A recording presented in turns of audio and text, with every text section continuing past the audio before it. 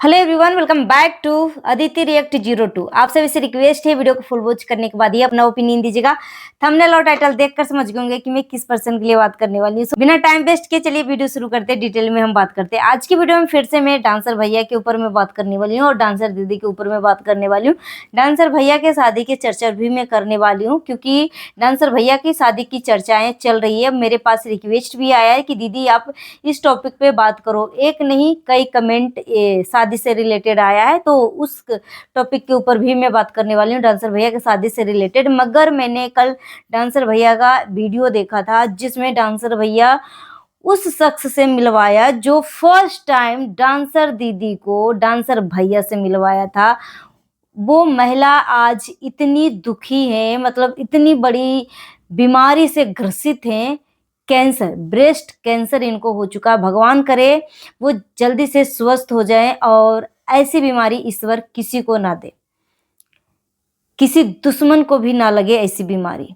और जब मैंने इनकी वीडियो देखा ना, तो बहुत ज़्यादा इमोशन, मतलब काफ़ी ज़्यादा कष्ट हुआ कि सच में समय का कोई भरोसा नहीं है कि कब किसके साथ क्या हो जाए। मगर वो बोल रही थी कि अभी मेरा जो कीमोथेरेपी होता है वो मैं ले रही हूँ और बहुत ज़्यादा दर्द होता है। वो दर्द जो है, मतलब इतना, मतलब खतरनाक होता है कि उस दर्द में ऐसा महसूस होता है कि भगवान इससे अच्छा तो मेरी ज़िंदगी ही ले ले। ऐसे वो बोल रही थी महसूस, मतलब देखो वो अपनी दर्द शेयर कर रही थी और इनकी बाजू जो है पूरा, मतलब सूजा हुआ था। और देखो, शरीर में कहीं पे कोई भी गांठ हो, ये मत समझो कि ये मेरा फैट है चाहे कुछ भी है। इसी तरीके से डांसर भैया के हाथों में वो गांठ बंधा हुआ है, जो कि एक बार फिर से, मतलब वो जो पायल है, पायल लेकर गई थी डांसर भैया को वही गांठ के इलाज के लिए।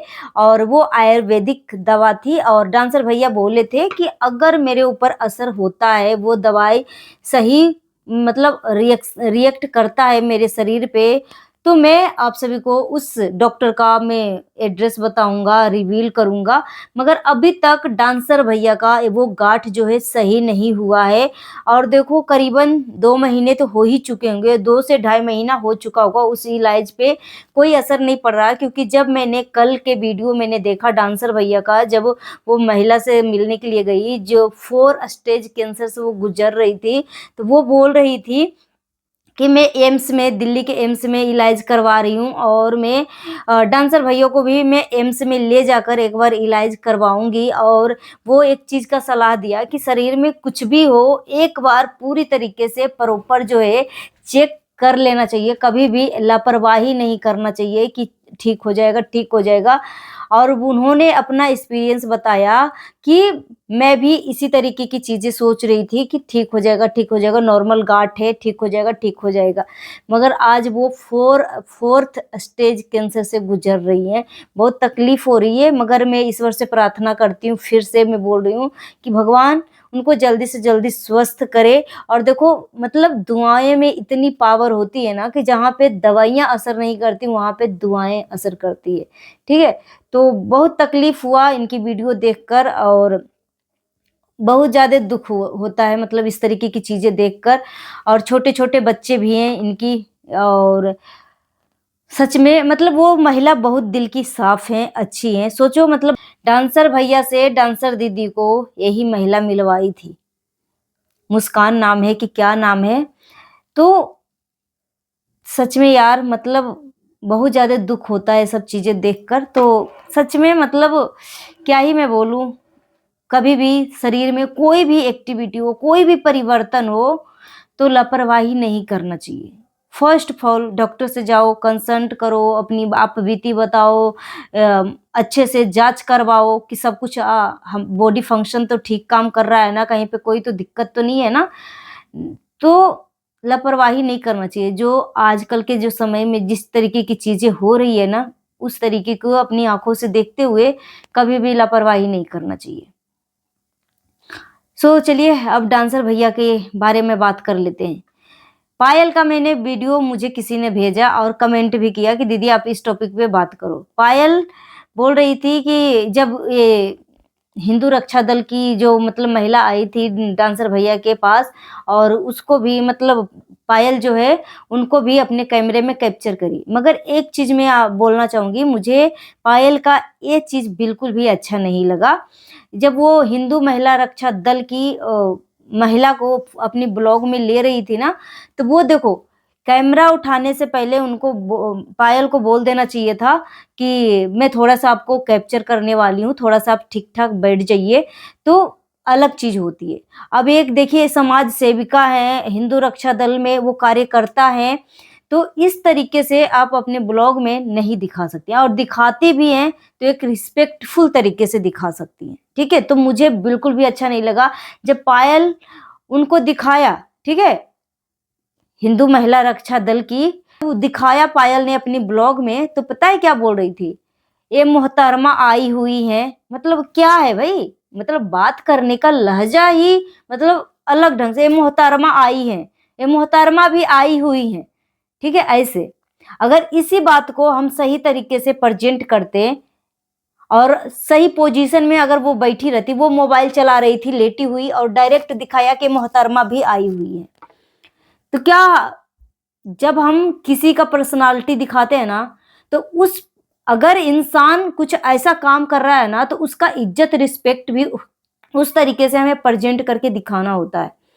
तो डायरेक्ट बोलती हैं पायल कि ये मोहतरमा आई हुई हैं, ठीक है? तो ये कोई बोलने का तरीका नहीं है।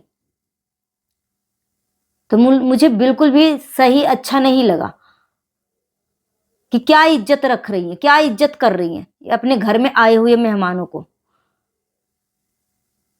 और उसके बाद पायल बोली थी कि डांसर भैया का मैं शादी करवाऊंगी, लड़की देखूंगी, वो काफी ज्यादा तकलीफ है। देखो भाई, अपने अपने लाइफ में हर कोई शादी कर सकता है। अब तो ये क्लियर कर दिया डांसर भैया ने, तो क्लियर कर दिया है कि जो डांसर दीदी है, मैं उसको अपनी बहन मानता हूँ, और बस मैं बहन मानता हूँ।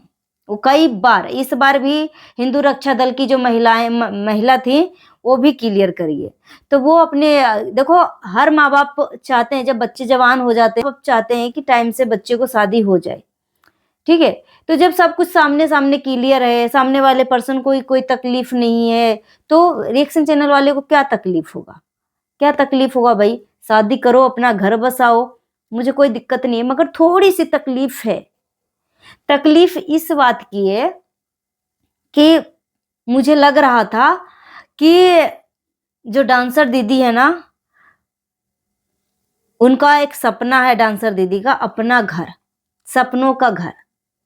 तो मुझे लग रहा था कि डांसर भैया को मतलब जितना हो सके सपोर्ट करना चाहिए था, मतलब ज़्यादा से ज़्यादा काम करवाना चाहिए था, ज़्यादा से ज़्यादा एल्बम में, म्यूजिक में काम करवाना चाहिए था, जिस तरीके से डांसर भैया काम कर रहे हैं।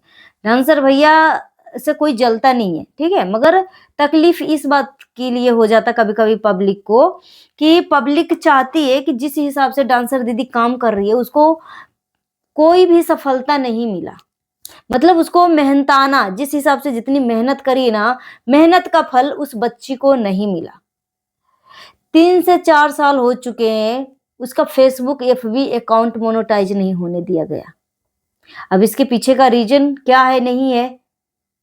जो सवाल करता है वो डांसर भैया का दुश्मन हो जाता है, और जो 3 चिमकांडियाँ हैं, जो 3 चमचियाँ हैं, कभी भी आज तक इस टॉपिक पे सवाल जवाब नहीं किया। कि आखिरकार क्या कारण है कि सभी लोगों का फेसबुक चैनल मोनेटाइज होता है, मगर आखिरकार डांसर दीदी का फेसबुक चैनल को मोनेटाइज क्यों नहीं होने दिया? क्या ऐसा डांसर दीदी ने वीडियो डाला कि डांसर दीदी का फेसबुक अकाउंट ही नहीं मोनेटाइज होता है? और यहाँ पे देखो फेसबुक का जो भी रूटीन है, जो भी मतलब क्राइटेरिया है, 5000 घंटा है, ठीक है? फिर उसका 60,000 वॉच टाइम है, इतना ही है, और ओरिजिनल कंटेंट है। और अगर आप कुछ गलती कर भी जाते हो और आपका मोनेटाइजेशन अप्लाई नहीं हो पा रहा है, तो इन सारी चीज़ों को आप सुधार सकते हो।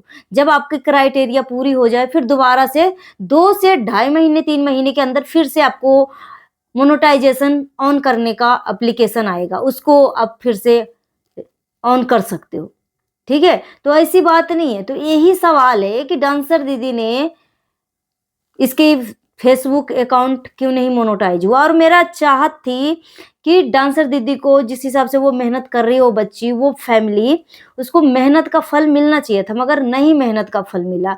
और देखो ये सारे सवाल जो है ना पब्लिक मेरे पास छोड़ती है, इसलिए मैंने जवाब मतलब आप सभी के सामने मैं रखती हूँ अपना जवाब पब्लिक के सवाल को, और अपना जवाब अपनी ओपिनियन रखती हूँ कि क्या है भाई, क्या इंसान सवाल नहीं पूछ सकता है? क्या सवाल पूछना गुनाह है? क्या इंसान सवाल नहीं पूछ सकता? और जो जो 3 चिमकांडियां हैं, 3 चमचियां हैं, वो तीनों आज तक, डांसर दीदी अगर गलत कर रही है तब भी शाबाशियां मिल रही है, सही कर रही है तब भी शाबाशियां मिल रही है। अगर डांसर दीदी को कम्युनिटी के ऊपर मैं वीडियो बनाती हूँ तो इसमें इनको इतना जलन होता है कि जल भुनकर खुद में भुस्सा बन जाती हैं, राख बन जाती हैं। और इन 3 चिमकांडियों को कोई टॉपिक नहीं मिलता है ना, तो अब मेरे ऊपर टॉपिक लेकर आती हैं, मेरे नाम से वीडियो बना रही हैं, मेरे नाम से अब इनको भीख मिल रहा है, ठीक है, मेरे नाम से। क्योंकि डांसर दीदी के ऊपर वो सच्चाई बता नहीं सकती, डांसर भैया के खिलाफ जा नहीं सकती, ठीक है। तो मैं एक कंटेंट देती हूँ, मैं सवाल जवाब करती हूँ, तो इन 3 चिमकांडियों को कंटेंट मिल जाता है, क्योंकि इनके मुंह में तो जुबान है नहीं, ये तो एक रोबोट है तीनों, ठीक है। अगर इंसान होता है तो इंसान ही सवाल जवाब करता है ना, मशीन तो सवाल जवाब नहीं करती है। मशीन में तो जैसा आप सब कुछ सेट करोगे, जैसा आप फिक्स करके चाबी डालोगे, वैसा वो चलना शुरू हो जाएगा। एक इंसान ही है ना जो अपनी मेंटेलिटी के हिसाब से अपनी मानसिकता आपके सामने व्यक्त करती है। तो ये तीनों जो हैं, इंसान तो है नहीं, चमची हैं। चमचियों को क्या औकात है भाई। तो मुझे थोड़ी सी दिक्कत है, बाकी कोई दिक्कत नहीं है, बस अपने अपने लाइफ में सब खुश रहे।